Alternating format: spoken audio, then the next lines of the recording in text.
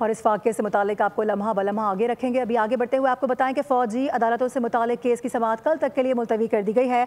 वज़ारत दिफ़ा के वकील ख्वाजा हारिस जवाब में दलाइल अपने जारी रखेंगे। आज जस्टिस मुसर्रत हिलाली ने पूछा कि अदालतें आर्टिकल 175 के तहत होती हैं, क्या ये अदालत भी उसके तहत बनी? जस्टिस जमाल खान मंदुखेल ने पूछा कोई ऐसा फोरम मौजूद है जो 175 के तहत ना बना हो और वो सिविलियन का ट्रायल कर सके।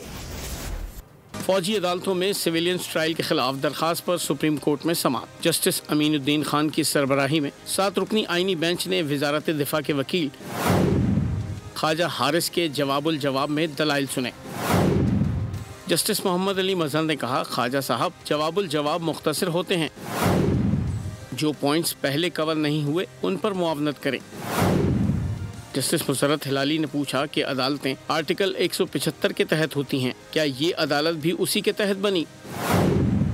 जस्टिस जमाल मंदुखेल ने पूछा कोई ऐसा फोरम है जो 175 के तहत ना बना हो और वो सिविलियन का ट्रायल कर सके?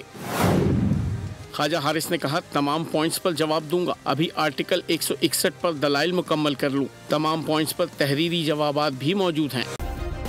सब्सक्राइब करें और बेल दबाएं ताकि कोई खबर रह न जाए।